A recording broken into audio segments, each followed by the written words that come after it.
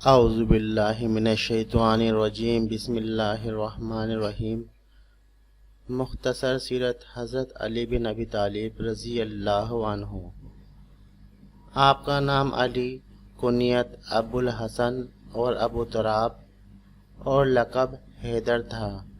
آپ کے والد کا نام عبد مناف، کنیت ابو طالب، والدہ کا نام فاطمہ بنت اسد بن ہاشم بن عبد مناف بن قصی تھا۔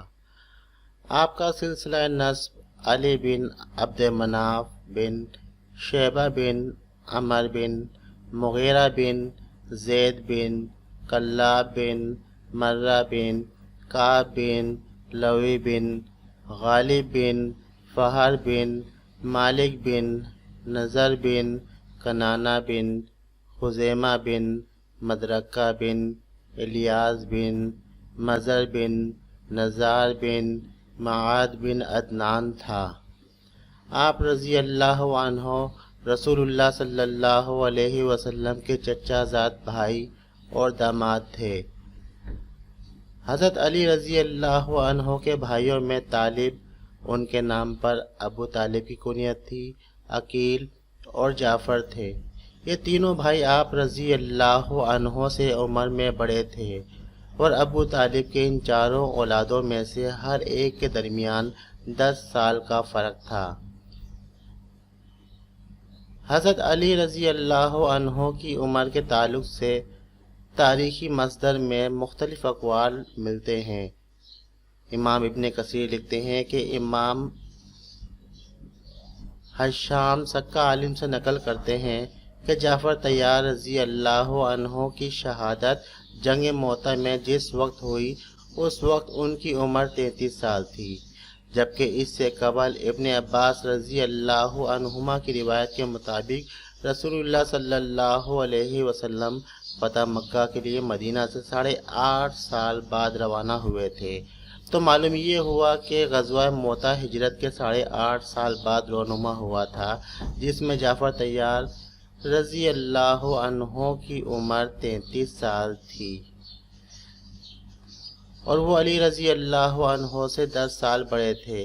اس لحاظ سے ہجرت کے 90 سال علی رضی اللہ عنہ کی عمر جعفر طیار رضی اللہ عنہ سے 10 سال چھوٹا ہونے کی بنا پر 23 سال بنتی ہے، اور ولادت بعثت سے 2 سال قبل قرار پاتی ہے۔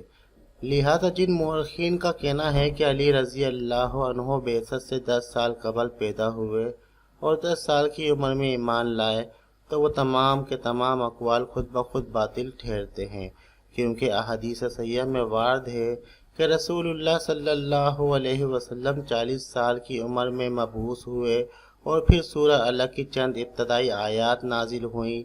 اس کے بعد 3 سال تک دوبارہ وحی نازل نہیں ہوئی۔ پھر 3 سال کے بعد حضرت جبرائیل علیہ السلام آپ صلی اللہ علیہ وسلم کی رفاقت پر مامور ہوئے، اور سورہ مدثر نازل ہوئی، جس میں اللہ تبارک و تعالیٰ نے پہلی بار رسول اللہ صلی اللہ علیہ وسلم کو حکم دیا کہ وہ لوگوں کو اللہ کے عذاب سے ڈرائیں۔ خلاصہ یہ کہ جب اللہ تبارک و تعالیٰ ہی کی جانب سے رسول اللہ صلی اللہ علیہ وسلم کو پہلا حکم تقریباً 4 نبوی کے لگ بھگ ملا تو پھر کیوں کر حضرت علی رضی اللہ عنہ اللہ کے حکم سے پہلے ایمان لا سکتے ہیں؟ لہذا ثابت ہوا کہ علی رضی اللہ عنہ کی ولادت اور ایمان لانے کے تعلق سے 10 سال والی جتنی روایات ہیں وہ سب کی سب من گھڑت ہیں۔ صحیح بات یہ ہے کہ حضرت علی رضی اللہ عنہ بعثت سے 2 سال قبل پیدا ہوئے، اور غالباً 7 سال کی عمر میں یعنی سن 5 نبوی میں اسلام قبول کیا۔ حضرت علی رضی اللہ عنہ کی ازواج و اولاد۔ حضرت علی رضی اللہ عنہ کی پہلی زوجہ حضرت فاطمہ بنت رسول اللہ صلی اللہ علیہ وسلم تھی، جن سے 2 بیٹے حسن، حسین اور ایک بیٹی ام کلثوم پیدا ہوئی۔ نبی صلی اللہ علیہ وسلم کی رحلت کے 6 ماہ بعد سیدہ فاطمہ رضی اللہ عنہا بھی انتقال فرما گئی۔ حضرت فاطمہ رضی اللہ عنہا کی وفات کے بعد حضرت علی رضی اللہ عنہ نے خولہ بنت جعفر بن قیس بن مسلمہ سے نکاح کیا، جن سے محمد بن حنفیہ پیدا ہوئے۔ لیلہ بنت مسعود بن خالد سے عبید اللہ اور ابو بکر پیدا ہوئے۔ ام البنین بنت حزام سے عباس، اکبر، عثمان، جعفر، اکبر اور عبداللہ پیدا ہوئے۔ اسماء بنت امیہ سے یحییٰ اور اون پیدا ہوئے۔ صحبہ سے عمر، اکبر اور رقیہ پیدا ہوئیں۔ امامہ بنت العاص سے محمد الاوسط اور ام سعید بنت عروہ، ام الحسن اور رملہ کبریٰ پیدا ہوئیں، اور امہات الاولاد سے محمد اصغر، ام ہانی، میمونہ، زینب صغریٰ، رملہ صغریٰ، ام کلثوم صغریٰ، فاطمہ، امامہ، خدیجہ، ام الکرام، ام سلمہ، ام جعفر، جمانہ اور نفیسہ پیدا ہوئی، اور مہیات بنت امر القیس سے ایک ہی بیٹی پیدا ہوئی۔ ابن سعد کہتے ہیں مذکورہ اولاد کے علاوہ حضرت علی رضی اللہ عنہ کی اولاد کے حوالے سے اور کوئی صحیح بات ثابت نہیں ہے۔ علی رضی اللہ عنہ کی سلبی اولاد میں سے 5 صاحبزادوں حسن، حسین، محمد بن حنفیہ، عباس اور عمر رضی اللہ عنہم سے اولادیں چلی۔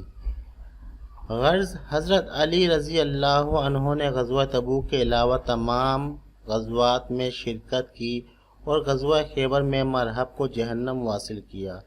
البتہ رسول اللہ صلی اللہ علیہ وسلم نے غزوہ تبوک میں شرکت سے روک دیا اور مدینہ میں موجود بچوں اور عورتوں کی دیکھ بھال کے لیے اپنا نائب مقرر کر دیا، اور رسول اللہ صلی اللہ علیہ وسلم نے حضرت علی رضی اللہ عنہ سے فرمایا، اے علی، تم میرے لیے اس طرح ہو کہ جس طرح ہارون علیہ السلام حضرت موسیٰ علیہ السلام کے لیے تھے، سوائے اس کے کہ میرے بعد کوئی نبی نہیں۔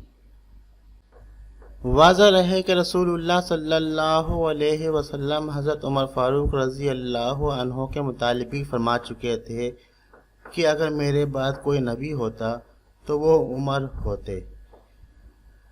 رسول اللہ صلی اللہ علیہ وسلم نے علی رضی اللہ عنہ کو اپنی حیات میں یمن کی طرف امیر و حاکم بنا کر بھی بھیجا۔ رسول اللہ صلی اللہ علیہ وسلم کی وفات کے بعد آپ رضی اللہ عنہ ابو بکر صدیق رضی اللہ عنہ کے ساتھ حکومتی معاملات میں شامل رہے۔ پھر عمر رضی اللہ عنہ کے دور خلافت میں قضا کے عہدے پر فائز رہے، اور جب حضرت عثمان غنی رضی اللہ عنہ کا دور خلافت آیا تو اس میں بھی آپ رضی اللہ عنہ حضرت عثمان غنی رضی اللہ عنہ کو خلافت کے کاموں میں مفید مشورے دیا کرتے تھے۔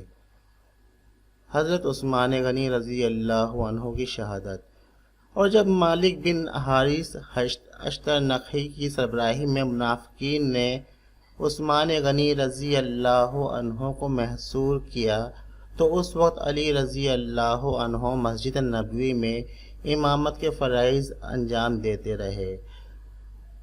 مختصر تفسیر یہ کہ منافقین عثمان غنی رضی اللہ عنہ کو محصور کرنے کے بعد مدینہ کی گلی کوچوں میں دندناتے پھرتے رہے، جہاں چاہتے لوٹ مار مچاتے، یہاں تک کہ ان بدبختوں نے بیت المال تک کو لوٹ لیا جس میں بہت سا مال پڑا ہوا تھا، اور امہات المومنین حضرت ام حبیبہ اور ام المومنین صفیہ رضی اللہ عنہما کے ساتھ بدسلوکی کا برتاؤ کیا۔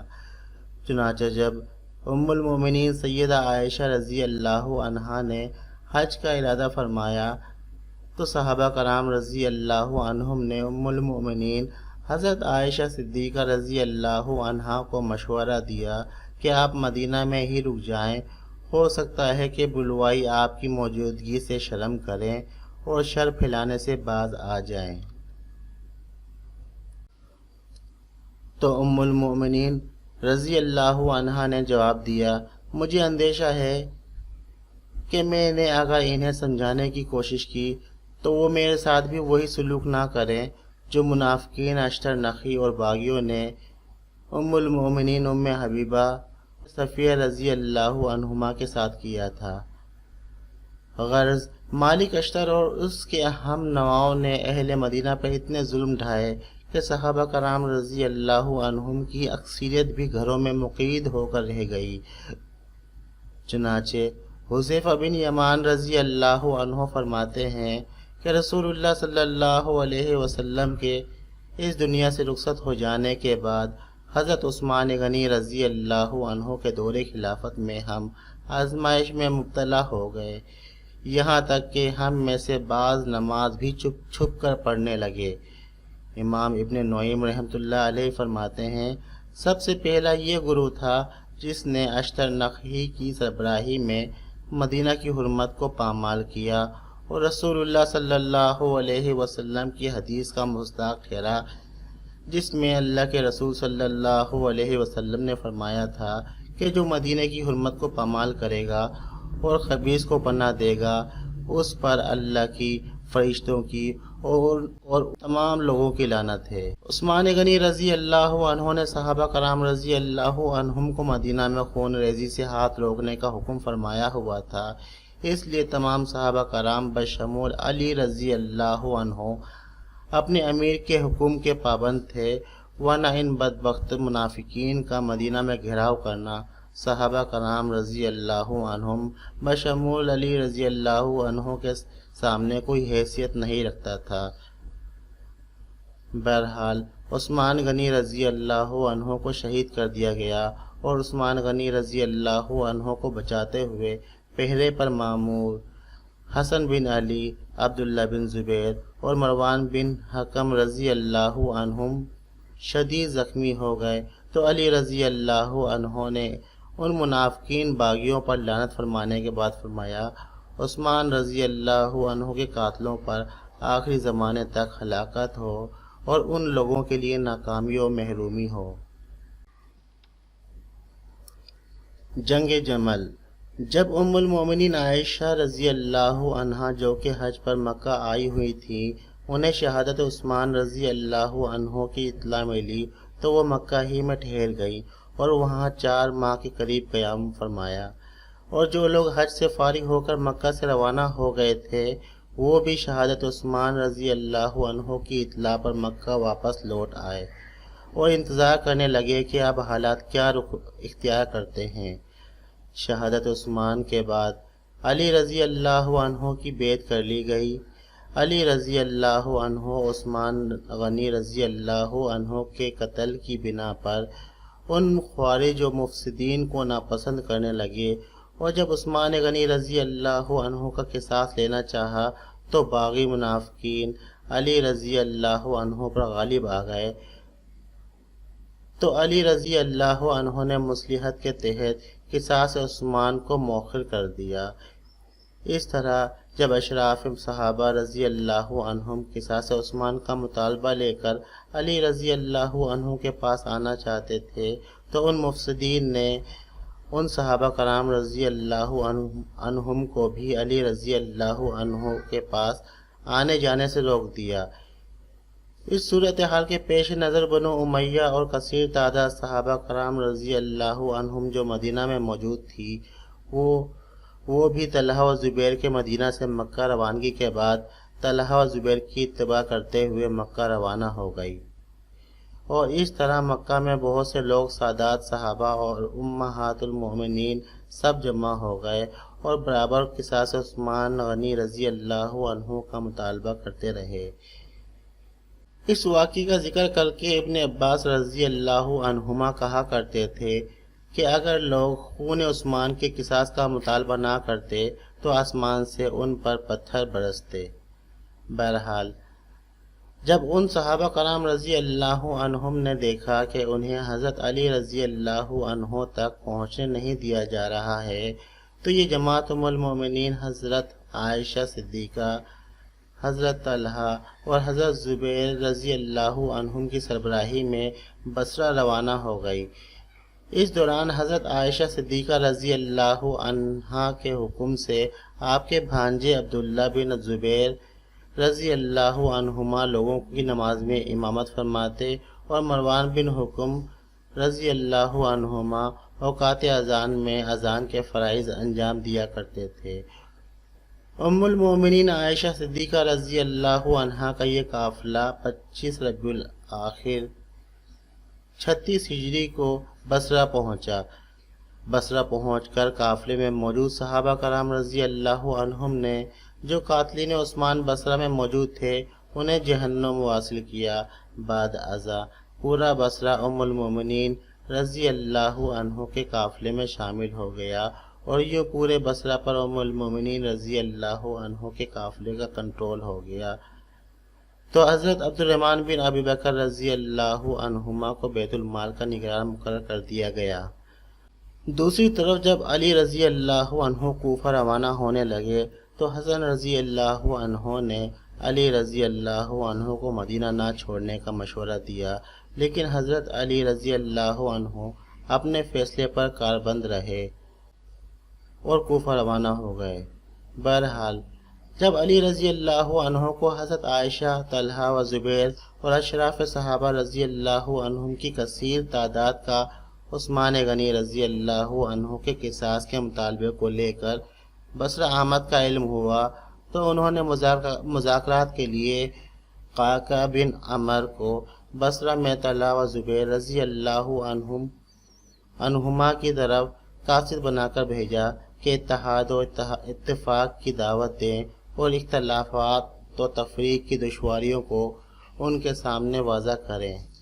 بس قعقاع بن عمر بصرہ کی طرف روانہ ہو گئے اور بصرہ پہنچ کر قعقاع بن عمر نے سب سے پہلے ام المومنین عائشہ رضی اللہ عنہا سے عرض کیا کہ اے میری ماں، آپ اس شہر میں کیوں تشریف لائی ہیں؟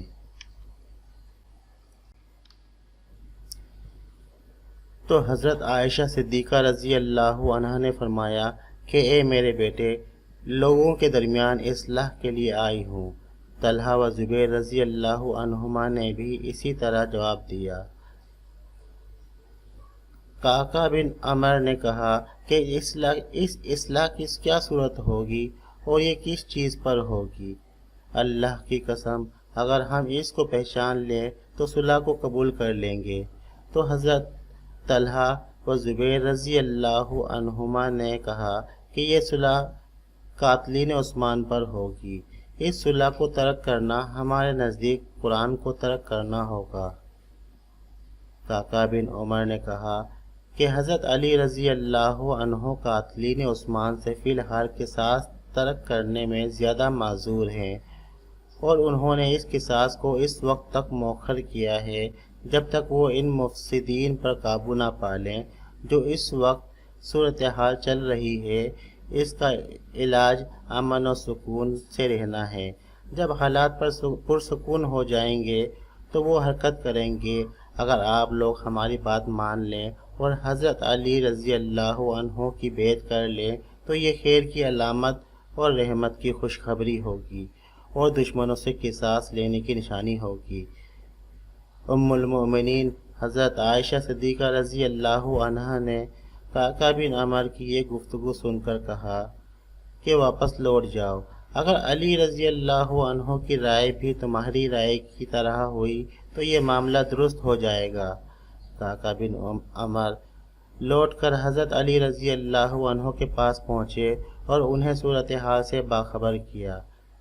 حضرت علی رضی اللہ عنہ نے اس پر مسرت کا اظہار کیا۔ پھر حضرت علی رضی اللہ عنہ نے طلحہ و زبیر کی طرف پیغام بھیجا کہ اگر تم اس بات پر قائم ہو جس پر قعقاع بن عمر تم سے جدا ہوئے تو تم رکے رہو یہاں تک کہ ہم پڑاؤ کر لیں اور اس معاملے میں غور و فکر کر لیں۔ ان دونوں نے جواب دیا کہ ہم صلح کی اس بات پر قائم ہیں۔ اس جواب سے دونوں طرف کے لوگ مطمئن ہو گئے اور پرسکون ہو گئے۔ صبح ہوئی تو حضرت علی بصرہ کی طرف چل پڑے۔ طلحہ و زبیر اور ان کے اصحاب بھی حضرت علی کی ملاقات کے لیے وہاں پہنچ کر ام المومنین حضرت عائشہ صدیقہ رضی اللہ عنہا قاتلین عثمان کے لیے ہاتھ اٹھا کر بد دعا کرنے لگی تو لوگ بھی ان میں شامل ہو گئے، یہاں تک کہ لوگوں کی آوازیں حضرت علی رضی اللہ عنہ تک جا پہنچی تو آپ رضی اللہ عنہ نے پوچھا کہ یہ کیا ماجرا ہے؟ لوگوں نے بتلایا کہ ام المومنین رضی اللہ عنہا قاتلین عثمان اور ان کے متبعین کے لیے بد دعا کر رہی ہیں۔ تو حضرت علی رضی اللہ عنہ نے بھی کہا کہ اے اللہ قاتلین عثمان پر لعنت فرما۔ یہ 15 جمادی الاخر 36 ہجری کا واقعہ ہے۔ جب شام ہوئی تو حضرت علی رضی اللہ عنہ نے عبداللہ بن عباس رضی اللہ عنہما کو طلحہ و زبیر رضی اللہ عنہما کی طرف بھیجا اور ان دونوں نے محمد بن طلحہ السجاد کو حضرت علی رضی اللہ عنہ کی طرف بھیجا۔ اس کے بعد حضرت علی رضی اللہ عنہ اپنے لشکر کے لوگوں کے درمیان خطبہ دینے کے لیے کھڑے ہوئے اور ابو بکر و عمر و عثمان رضی اللہ عنہم کے حق میں خطبہ دیا اور ام المؤمنین طلحہ و زبیر رضی اللہ عنہم کے قافلے والوں کے متعلق اپنے لشکر سے فرمایا کہ اے لوگوں، ان لوگوں سے اپنے ہاتھ اور زبان کو روکو۔ حضرت علی رضی اللہ عنہ نے جب یہ بات کہی تو قاتلین عثمان کے رؤسا کی ایک جماعت، جس میں اشتر نخعی، شری بن اوفا، عبداللہ بن سبا جو ابن سودا کے نام سے معروف تھا، اور ان کے ساتھ 2500 آدمی جن میں کوئی ایک صحابی بھی نہ تھا، انہوں نے کہا کہ یہ کیسی رائے ہے جو علی نے کہی ہے؟ اس کو تو تم سن چکے ہو، بس تمہارا کیا حال ہوگا؟ اشتر نے کہا کہ طلحہ و زبیر کی ہمارے بارے میں جو رائے ہے وہ تو ہمیں معلوم ہے، لیکن علی کی رائے ہم آج تک نہ جان سکے۔ اگر علی نے طلحہ و زبیر کے ساتھ صلح کر لی ہے تو ہم علی کو بھی عثمان کے ساتھ لا کھڑا کر دیں گے، یعنی قتل کر دیں گے۔ ابن سودا نے کہا کہ تمہاری رائے بالکل غلط ہے۔ اگر ہم نے علی کو قتل کر دیا تو لوگ ہمیں قتل کر ڈالیں گے، اور ایک قاتلین عثمان کی جماعت، تمہاری تعداد 2500 ہے اور طلحہ و زبیر کے اصحاب 5000 کی تعداد میں ہیں، ان سے مقابلے کی تمہارے اندر سکت نہیں۔ ایسی صورت میں تو یہ لوگ تمہیں اچک لیں گے۔ وہ لوگ رات بھر صلح مشورے کرتے رہے، یہاں تک کہ اس امر پر ان مفسدین نے اتفاق کر لیا کہ صبح کے اندھیرے میں وہ جنگ بھڑکائیں گے، اور کہا کہ ایک قوم تمہاری جمعیت لوگوں کے ساتھ ملی جھلی ہے، تم لوگوں کے ساتھ خلط ملط ہو جاؤ، بس جب ان کے درمیان جنگ ٹھن جائے اور قتال شروع ہو جائے تو تم انہیں اجتماع و اتحاد کی دعوت مت دینا۔ وہ طلوع صبح سے قبل اٹھے اور حضرت عائشہ رضی اللہ عنہا کے لشکر پر حملہ کر دیا اور کہا کہ اہل کوفہ یعنی حضرت علی رضی اللہ عنہ کے لشکر نے حملہ کر دیا، جس کی وجہ سے دونوں طرف کے لوگ اپنی اپنی قوم کی حفاظت میں ایک دوسرے پر بل پڑے۔ اور جب علی رضی اللہ عنہ نے پوچھا تو خارجیوں کی طرف سے کہا گیا کہ اہل بصرہ یعنی ام المومنین عائشہ صدیقہ رضی اللہ عنہا کے لشکر نے ہم پر حملہ کر دیا ہے۔ فریقین میں سے ہر ایک اپنے ہتھیاروں کی طرف دوڑ پڑا، زریں پہن لیں، گھوڑوں پر سوار ہو گئے، اور ان میں سے کوئی ایک بھی حقیقت حال سے واقف نہ تھا۔ حضرت علی رضی اللہ عنہ کا منادی اور حضرت عائشہ رضی اللہ عنہا کی جانب سے کعب سواد لوگوں کو جنگ سے رک جانے کی برابر تلقین کرتے رہے۔ جب ابن سودا اور ان کے متبعین نے ام المؤمنین رضی اللہ عنہا کے منادی کعب سواد کو دیکھا تو اس پر حملہ کر کے اسے قتل کر ڈالا۔ جنگ میں اتار چڑھاؤ آتا رہا، کبھی اہل بصرہ کا پلہ بھاری رہا اور کبھی اہل کوفہ کا۔ بہت سے لوگ اس جنگ میں مارے گئے، چنانچہ اس جنگ میں 10 مبشرہ صحابی رسول طلحہ رضی اللہ عنہ شہید ہو گئے، اور زبیر رضی اللہ عنہ جو کہ لڑائی میں بھی شامل نہیں ہوئے تھے، انہیں نماز کی حالت میں جرموس نامی شخص نے شہید کر دیا۔ واضح رہے کہ رسول اللہ صلی اللہ علیہ وسلم نے زبیر کے قاتل کو جہنم کی بشارت دی تھی۔ اور اس حدیث کے راوی علی رضی اللہ عنہ ہیں۔ بہرحال یہ سب کچھ دیکھ کر علی رضی اللہ عنہ نے اپنے فرزند حسن رضی اللہ عنہ سے فرمایا کہ اے میرے بیٹے، کاش میں آج سے 20 سال پہلے مر چکا ہوتا۔ حضرت حسن رضی اللہ عنہ نے کہا کہ ابا جان، میں تو آپ کو اس سے روکتا تھا۔ حضرت علی رضی اللہ عنہ نے کہا کہ بیٹا، مجھے معلوم نہ تھا کہ نوبت یہاں تک پہنچ جائے گی۔ دوسری روایت میں ہے کہ جب جمل کے دن لڑائی عروج پر پہنچ گئی اور حضرت علی رضی اللہ عنہ نے لوگوں کے سر اڑتے دیکھے تو اپنے بیٹے حسن بن علی کو اپنے سینے سے چمٹا لیا اور فرمایا، اے حسن، انا للہ و انا الیہ راجعون۔ اس حادثے کے بعد اب کس بھلائی کی امید کی جا سکتی ہے؟ اس جنگ کا واقعہ بروز جمعہ 16 جمادی الثانیہ سن 36 ہجری کو بصرہ کے قریب زابوکا نامی علاقے میں پیش آیا۔ بہرحال جب جنگ تھم گئی تو ام المومنین حضرت عائشہ صدیقہ رضی اللہ عنہا نے مدینہ کوچ کرنے کا ارادہ فرمایا تو حضرت علی رضی اللہ عنہ چند میل تک الوداع کہنے کے لیے مشایعت کرتے ہوئے آئے۔ یہ یکم رجب 36 ہجری کا واقعہ ہے۔ حضرت عائشہ صدیقہ رضی اللہ عنہا نے اپنے اس سفر میں مکہ کا قصد کیا اور صبح تک وہیں قیام فرمایا اور صبح کے بعد پھر آپ مدینہ لوٹ آئی رضی اللہ عنہا۔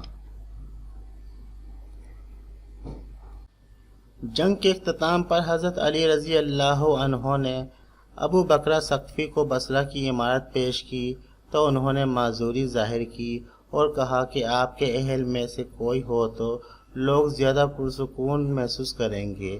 پھر انہیں ابن عباس رضی اللہ عنہما کے تقرر کا مشورہ دیا، لہٰذا علی رضی اللہ عنہ نے ابن عباس رضی اللہ عنہما کو بصرہ کا والی بنا دیا اور زیاد بن ابی کو بیت المال اور خراج کا ذمہ دار مقرر فرمایا، اور ابن عباس رضی اللہ عنہما کو حکم دیا کہ زیاد کی بات ہمیشہ توجہ سے سنتے رہنا۔ حضرت علی بصرہ میں طویل مدت تک قیام فرمانا چاہتے تھے، لیکن مالک اشتر کی وجہ سے جلدی روانگی اختیار فرمائی، کیونکہ اشتر والی بننا چاہتا تھا۔ جب اسے معلوم ہوا کہ ابن عباس رضی اللہ عنہما کو بصرہ کے والی بنا دیے گئے ہیں تو وہ غضبناک ہوا اور علی رضی اللہ عنہ کے لشکر کو چھوڑ کر اپنی قوم کی طرف چل دیا اور خوب چلت پلت دکھائی۔ حضرت علی رضی اللہ عنہ کو اندیشہ ہوا کہ مبادا وہ شر اور فتنہ پھیلائے، چنانچہ وہ باقی ماندہ لشکر لے کر فوراً روانہ ہوئے اور مالک اشتر تک پہنچ گئے۔ یہاں اسے ڈانٹ پلائی کہ تم کیوں چلے آئے، پھر ایسا رویہ اختیار فرمایا جیسے اس کے متعلق انہوں نے کوئی بات ہی نہیں سنی۔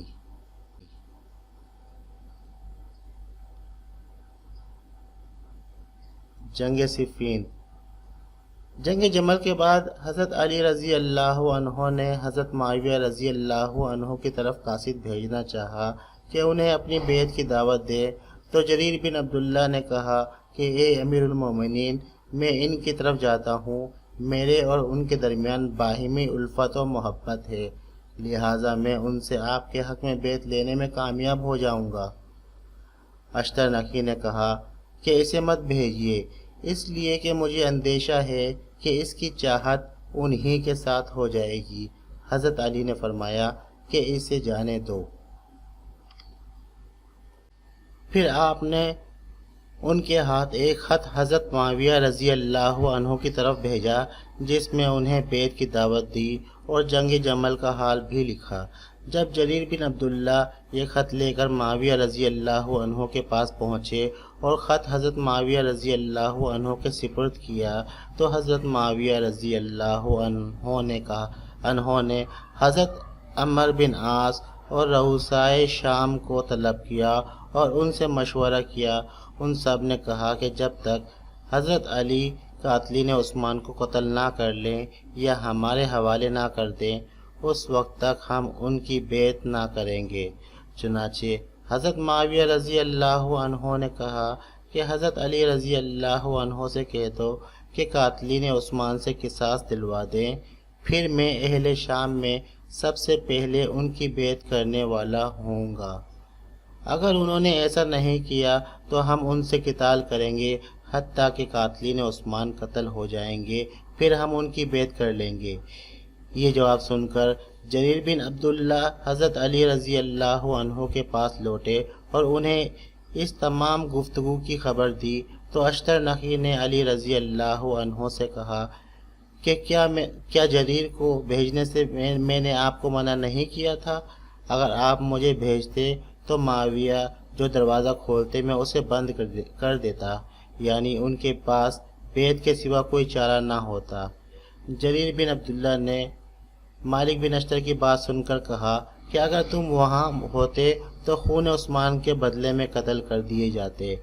جریر بن عبداللہ سے یہ باتیں سن کر حضرت علی رضی اللہ عنہ نے شام میں حضرت معاویہ رضی اللہ عنہ کو بہت سے خطوط لکھے، لیکن معاویہ رضی اللہ عنہ نے کوئی جواب نہ دیا۔ حضرت عثمان غنی رضی اللہ عنہ کی شہادت کے تیسرے ماہ یعنی ماہ صفر تک ان خطوط کا سلسلہ چلتا رہا۔ پھر حضرت معاویہ رضی اللہ عنہ نے ایک آدمی کے ساتھ جوابی خط بھیجا۔ جب حضرت معاویہ رضی اللہ عنہ کا قاصد حضرت علی رضی اللہ عنہ کے پاس پہنچا تو علی رضی اللہ عنہ نے اس سے پوچھا کہ تم اپنے پیچھے کیا صورتحال چھوڑ کر آئے ہو؟ اس نے کہا، میں ایسی قوم کے پاس سے آیا ہوں جو قصاص کے سوا کچھ نہیں چاہتے، سب کا یہی مطالبہ ہے، اور عثمان بن عفان رضی اللہ عنہ کی قمیض دمشق کے منبر پر رکھی ہے۔ میں نے 70,000 شیوخ کو اس کے پاس روتے ہوئے چھوڑا ہے۔ حضرت علی رضی اللہ عنہ نے یہ سن کر فرمایا کہ اے اللہ، میں تیرے حضور خون عثمان سے برات کا اظہار کرتا ہوں۔ حضرت علی رضی اللہ عنہ نے فرمایا کہ اللہ کی قسم، نہ میں نے قتل کیا، نہ قتل کا حکم دیا، اور نہ قتل میں کسی قسم کی مدد کی۔ ابن جریر کہتے ہیں کہ اس کے بعد حضرت علی رضی اللہ عنہ اور حضرت معاویہ رضی اللہ عنہ کے درمیان قاصدین کی آمد و رفت شروع ہو گئی اور لوگ جنگ سے پیروی کرنے لگے۔ اکثر عراقیوں اور شامیوں نے مصالحت کی طرف رغبت کی کہ شاید کسی ایسے عمل پر اتفاق ہو جائے جس میں مسلمانوں کے خون کا تحفظ ہو۔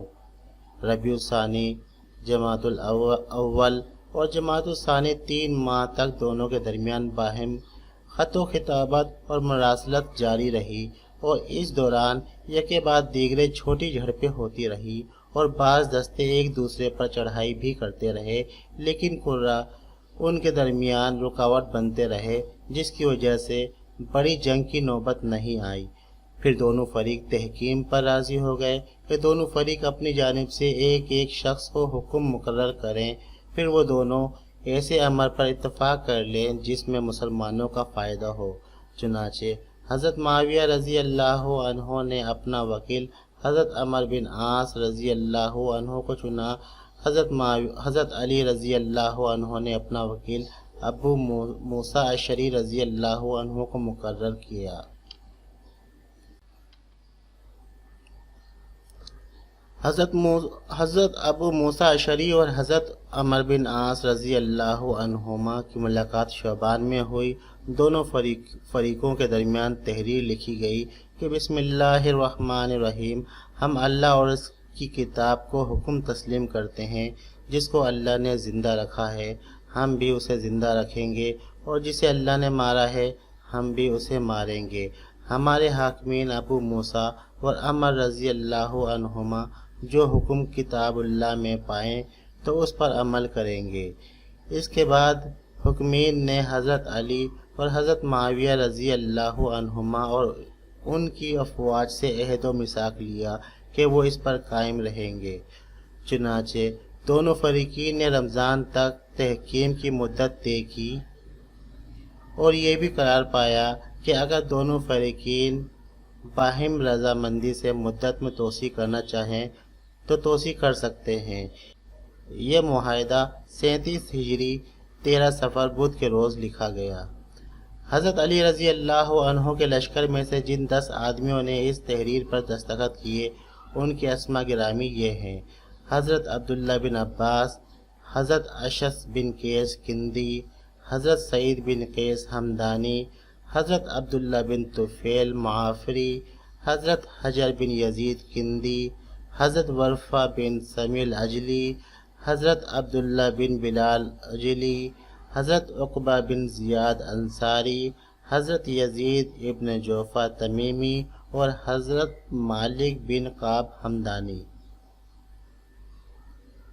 اسی طرح حضرت معاویہ رضی اللہ عنہ کے لشکر میں سے جن 10 افراد نے اس پر دستخط کیے ان کے نام درج ذیل ہیں: حضرت ابو العور سلمہ، حضرت حبیب بن مسلمہ، حضرت عبدالرحمن بن خالد بن ولید، حضرت مخارق بن حارث زبیدی، حضرت وائل بن علقمہ الازری، حضرت علقمہ بن یزید حضرمی، حضرت حمزہ بن مالک حمدانی، حضرت صبی بن یزید حضرمی، حضرت عتبہ بن ابی سفیان اور حضرت یزید بن الحلال الابسی وغیرہ شامل تھے۔ پھر حضرت اشعث بن قیس اس تحریر کو لے کر لوگوں کے سامنے گئے اور اسے فریقین کے سامنے پھر حضرت اشعث بن قیس اس تحریر کو لے کر لوگوں کو سنانے اور اسے فریقین کے سامنے پیش کرنے کے لیے باہر نکلے۔ اس کے بعد لوگ اپنے مقتولین کے دفن کرنے میں مصروف ہو گئے۔ اشعث بن قیس بنو تمیم کی ایک جماعت کے پاس سے گزرے اور آپ نے ان کو صلح نامہ پڑھ کر سنایا تو ایک شخص عروہ بن عزینہ اس کی والدہ ہے اور وہ بنی ربیعہ بن حنظلہ کا عروہ بن جریر ہے جو ابو بلال بن مرداس بن جریر کا بھائی ہے، نے کھڑے ہو کر کہا: کیا تم لوگوں کو اللہ کے دین میں حکم بناتے ہو؟ پھر ان لوگوں نے تحکیم کا انکار کیا۔ علی و عثمان رضی اللہ عنہما اور ان کی اولاد سے برات کا اظہار کیا، ان کی مطلقاً تکفیر کی۔ آپ رضی اللہ عنہ پر الزامات لگائے گئے اور حضرت علی رضی اللہ عنہ کے کلام میں تعرض کرنے لگے اور آپ کو گالیاں سنانے لگے اور آپ کے قول میں تعویل کرنے لگے۔ ایک روز حضرت علی رضی اللہ عنہ خطبہ پڑھ رہے تھے کہ اثناء خطبہ میں ایک رافضی نے کھڑے ہو کر کہا: اے علی، کیا آپ لوگوں کو اللہ کے حکم دین میں شریک کرتے ہیں؟ حالانکہ حکم تو صرف اللہ کا ہے۔ پھر چاروں طرف سے لا حکم الا للہ کی آوازیں آنا شروع ہو گئیں، اور جب علی کوفہ میں داخل ہوئے تو آپ کے لشکر سے ایک گروہ الگ ہو گیا جن کی کل تعداد 16 یا 12,000 یا اس سے کم تھی۔ انہوں نے آپ کے خلاف بغاوت کر دی اور آپ سے الگ ہو گئے۔ اس افتراق و انتشار نے حضرت علی رضی اللہ عنہ کے اصحاب کو قلق و اضطراب میں مبتلا کر دیا۔ باقی لشکر امیر المومنین کے ساتھ کوفہ میں داخل ہوا۔ جب امیر المومنین کو یہ خبر ملی کہ خوارج اپنی ایک الگ جماعت منظم کر رہے ہیں اور انہوں نے ایک نماز کا امیر مقرر کر لیا ہے اور دوسرا قتال کا، اور اعلان کیا ہے کہ بیعت صرف اللہ تعالیٰ کے لیے ہوگی، ہی عن المنکر ہوگا، اس کا مطلب یہ تھا کہ وہ عملی طور پر مسلمانوں کی جماعت سے الگ ہو گئے تھے۔ اس صورتحال میں حضرت علی رضی اللہ عنہ بہت فکر مند ہوئے اور انہیں واپس مسلمانوں کی اجتماعیت میں لانے کی کوششیں تیز کر دی۔ اس سلسلے میں انہوں نے ابن عباس رضی اللہ عنہما کو ان کے ساتھ مذاکرات اور مناظرے کے لیے روانہ کیا۔ چنانچہ ابن عباس رضی اللہ عنہما نے ان سے مناظرہ کیا۔ بعد ازاں حضرت علی اور خوارج کی جماعت کے درمیان ان شرائط پر صلح ہو گئی کہ نہ وہ خوارج کسی کا خون بہائیں گے، نہ کسی پر پرامن کو ہراساں کریں گے اور نہ رہزنی کریں گے۔ اگر وہ ان شرائط کی خلاف ورزی کریں گے تو پھر جنگ ہوگی۔ لیکن ان خوارج نے صلح کی تمام شرائط کی خلاف ورزی کرنے لگے اور سنگین قسم کے منکرات کے مرتکب ہوئے، یہاں تک کہ انہوں نے ایک عورت کو وحشیانہ طور پر قتل کر ڈالا، اور اسی پر اکتفا نہیں کیا بلکہ وہ لوگوں کو قتل کی دھمکیاں دیتے رہے تاکہ انہی میں سے بعض نے ان کے اس عمل پر سخت برہمی ظاہر کی اور کہا اللہ تمہیں غلط کرے، کیا اسی مقصد کے لیے حضرت علی رضی اللہ عنہ سے علیحدگی اختیار کی تھی؟ تو پھر بھی علی رضی اللہ عنہ نے ان کے خلاف لڑائی کے لیے جلدی نہیں کی، بلکہ انہیں پیغام بھیجا کہ وہ قاتل ان کے سپرد کر دیں تاکہ ان پر حد نافذ کی جائے۔ اس کے جواب میں انہوں نے بڑے تکبر اور عناد سے کہا ہم سب قاتل ہیں۔ جنگ نہروان۔ جب علی رضی اللہ عنہ نے دیکھا کہ خوارج کسی طرح ماننے کے لیے تیار نہیں، تو علی رضی اللہ عنہ نے خوارج کے خلاف دریائے نہروان کے مغربی کنارے پر فوج اتاری۔ خوارج نہروان کے بالمقابل مشرقی کنارے پر تھے۔ علی رضی اللہ عنہ کو اس بات کا پورا ادراک تھا کہ جن لوگوں کے بارے میں رسول اللہ صلی اللہ علیہ وسلم نے دین سے خارج ہو جانے کی نشاندہی فرمائی تھی وہ یہی خوارج ہیں، لہٰذا ان کی طرف نکلتے وقت وہ اپنے ساتھیوں کو ان کے خلاف قتال کی ترغیب دیتے رہے۔ خوارج کے بارے میں احادیث رسول صلی اللہ علیہ وسلم کا امیر المومنین کے پیروکاروں اور صحابہ کرام رضی اللہ عنہم کے دلوں پر بہت اثر تھا۔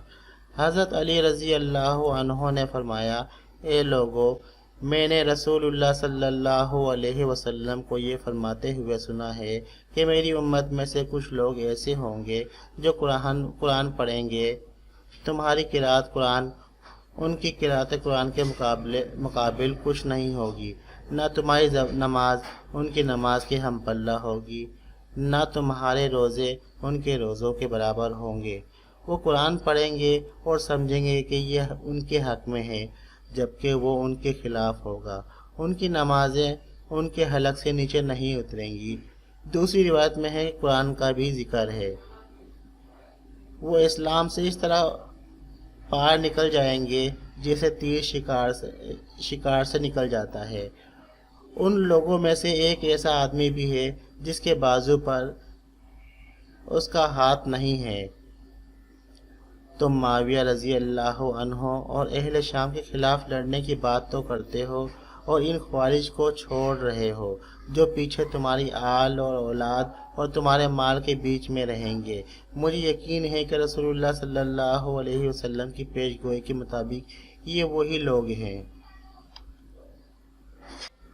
جنہوں نے حرمت والا خون بہایا ہے اور غارت گیری کی ہے۔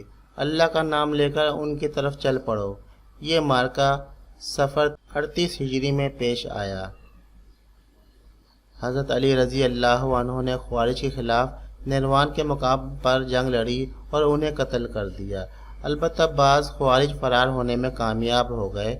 نہروان کے مارکے کی وجہ سے خوارج کے دل و دماغ پر بڑی ضرب لگی۔ ہر آنے والا دن ان کے علم و حسرت میں اضافے کا موجب تھا۔ ان میں سے ایک شکی القلب گروہ حضرت علی رضی اللہ عنہ کی جان لینے پر متفق ہو چکا تھا۔ وہ کہتے تھے کہ ہمارے جو بھائی نہروان میں قتل ہوئے ہیں ان کا انتقام لیا جائے گا۔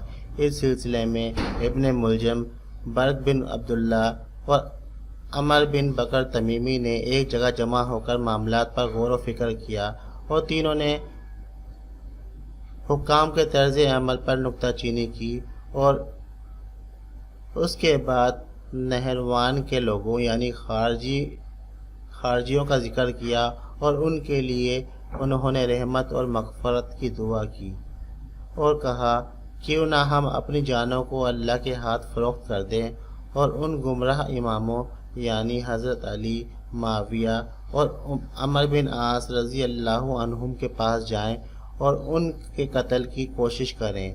اس طرح تمام علاقے کے لوگوں کو ان سے چھٹکارا مل جائے گا اور ہم اپنے بھائیوں کا انتقام بھی لے لیں گے۔ اس پر ابن ملجم نے کہا کہ علی بن ابی طالب سے تمہیں چھٹکارا میں دلاؤں گا۔ یہ ابن ملجم مصر کا باشندہ تھا۔ برق بن عبداللہ نے امیر معاویہ کے قتل کا ذمہ لیا اور عمر بن بکر تمیمی نے عمر بن عاص رضی اللہ عنہ کے قتل کا۔ ان تینوں نے اللہ کو حاضر و ناظر کر کے باہم معاہدہ کیا کہ ہم میں سے ہر ایک نے جس شخص کے قتل کا ذمہ لیا ہے وہ اپنے عہد سے پیچھے نہیں ہٹے گا، یا تو اس شخص کو قتل کر دے گا یا خود قتل ہو جائے گا۔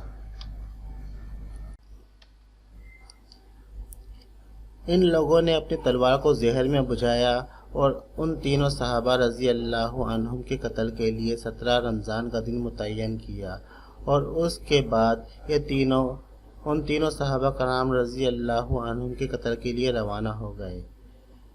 محمد بن حنفیہ کا بیان ہے کہ جس صبح کو حضرت علی رضی اللہ عنہ کو زخمی کیا گیا، میں اس رات جامع مسجد میں تمام رات نماز میں مشغول رہا، اور دیگر لوگ بھی جو مصر کے باشندے تھے چوکھٹ کے قریب نمازوں میں مشغول رہے۔ ان لوگوں نے تمام رات قیام و رکوع اور سجدوں میں گزاری، اور شروع رات سے آخر رات تک قطعاً نہیں سوئے۔ جب صبح کے وقت حضرت علی رضی اللہ عنہ نماز کے لیے نکلے تو ان لوگوں کو آواز دی، نماز کے لیے کھڑے ہو جاؤ۔ یہ مجھے معلوم نہیں کہ حضرت علی رضی اللہ عنہ نے یہ کلمات چوکھٹ سے نکل کر کہے تھے یا چوکھٹ کے اندر کہے تھے۔ ہاں، میں اتنا جانتا ہوں کہ میں نے ایک چمک دیکھی اور میں نے یہ الفاظ سنے، اللہ کے علاوہ کسی کا حکم نہیں، یعنی لا حکم الا للہ۔ اے علی، نہ تجھے اختیار ہے نہ تیرے ساتھیوں کو۔ میں نے ایک تلوار دیکھی، پھر دوسری تلوار دیکھی، پھر حضرت علی رضی اللہ عنہ کو یہ کہتے سنا کہ تم سے یہ شخص بچ کر نہ نکل جائے، اور لوگ اس پر ہر جانب سے ٹوٹ پڑے۔ کچھ دیر نہ گزری تھی کہ عبد الرحمن ابن ملجم کو پکڑ لیا گیا اور حضرت علی رضی اللہ عنہ کے روبرو پیش کیا گیا۔ میں بھی لوگوں کے ساتھ اندر داخل ہوا۔ حضرت علی رضی اللہ عنہ فرما رہے تھے، جان کے بدلے جان ہے، اگر میں مر جاؤں تو تم بھی اسے اسی طرح قتل کر دینا جسے اس نے مجھے قتل کیا ہے، اور اگر میں زندہ باقی رہ گیا تو اس کے بارے میں خود فیصلہ کروں گا۔ لوگ گھبرائے ہوئے حضرت حسن رضی اللہ عنہ کے پاس پہنچے، انہیں مطلع کیا، اور یہ واقعہ اس وقت ہوا جب کہ عبد الرحمن ابن ملجم کو باندھ کر لوگوں نے حسن رضی اللہ عنہ کے سامنے پیش کیا تو ام کلثوم بنت علی رضی اللہ عنہما نے روتے ہوئے ابن ملجم سے مخاطب ہو کر کہا، اے اللہ کے دشمن، تو نے میرے باپ کے ساتھ اچھا نہیں کیا، اللہ تجھے رسوا کرے، تو نے امیر المومنین کو قتل کر دیا۔ ابن ملجم نے کہا، میں نے صرف تمہارے باپ کو قتل کیا ہے۔ ام کلثوم رضی اللہ عنہا نے کہا، واللہ مجھے امید ہے کہ امیر المومنین پر کوئی اندیشہ نہیں۔ تو ابن ملجم نے کہا، تو پھر تم کیوں روتی ہو؟ پھر کہنے لگا، واللہ میں نے اپنی تلوار کو 1 مہینے تک زہر آلود کیا ہے، اگر وہ مجھ سے بے وفائی کرے تو اللہ اسے بعید و دور کر دے۔ چنانچہ حضرت علی رضی اللہ عنہ کی شہادت سن 40 ہجری ماہ رمضان کی 21 تاریخ کو ہو گئی۔ آپ کی مدت خلافت 4 سال 9 مہینے اور 3 دن تھی۔ حسن و حسین اور عبداللہ بن جعفر رضی اللہ عنہم نے غسل دیا۔ 3 کپڑوں میں آپ کی تکفین ہوئی جس میں قمیض شامل نہ تھی، اور علی رضی اللہ عنہ کو دفن کر دیا گیا۔ بعد ازاں علی رضی اللہ عنہ کی شہادت کے قصاص میں حسن و حسین و محمد بن حنفیہ نے عبد الرحمن ابن ملجم کو بھی قتل کر دیا۔ واضح رہے کہ علی رضی اللہ عنہ کی قبر کی جگہ کے متعلق علماء کا اختلاف ہے۔ امام ابن جوزی نے اس بارے میں متعدد روایات نقل کرنے کے بعد کہا ہے، اللہ تعالیٰ ہی بہتر جانتا ہے کہ ان میں سے کون سا قول صحیح ہے۔ ایک روایت میں یہ بھی ہے کہ کوفہ سے باہر نجف میں مشہد کے نام سے مشہور جگہ ہے، وہیں حضرت علی رضی اللہ عنہ کی قبر ہے۔ بعض اہل علم نے اس کا انکار کیا ہے۔ ان میں کوفہ کے قاضی شریک بن عبداللہ نخعی المتوفی 178 ہجری اور محمد بن سلیمان حضرمی المتوفی 297 ہجری شامل ہے۔ امام ابن تیمیہ رحمۃ اللہ علیہ کہتے ہیں، نجف میں مشہد کے نام سے جو مقام ہے اہل علم اس پر متفق ہیں کہ وہ علی رضی اللہ عنہ کی قبر کا مقام نہیں ہے، بلکہ وہ تو مغیرہ بن شعبہ رضی اللہ عنہ کی قبر ہے۔ اہل بیت رضی اللہ عنہم شیعہ اور دیگر بے شمار مسلمانوں نے کوفہ میں ان کی حکومت اور 300 سال سے زیادہ کے لیل و نہار بیت جانے کے باوجود کبھی اس بات کا ذکر نہیں کیا کہ یہ حضرت علی رضی اللہ عنہ کی قبر ہے۔ حضرت علی رضی اللہ عنہ کی شہادت کے 300 سال بعد بنی بویہ کے دور حکومت میں اس جگہ کو مشہد علی کا نام دیا گیا۔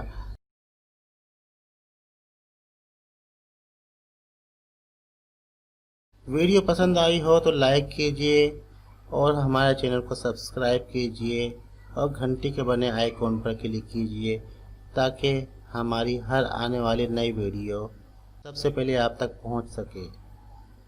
السلام علیکم ورحمۃ اللہ۔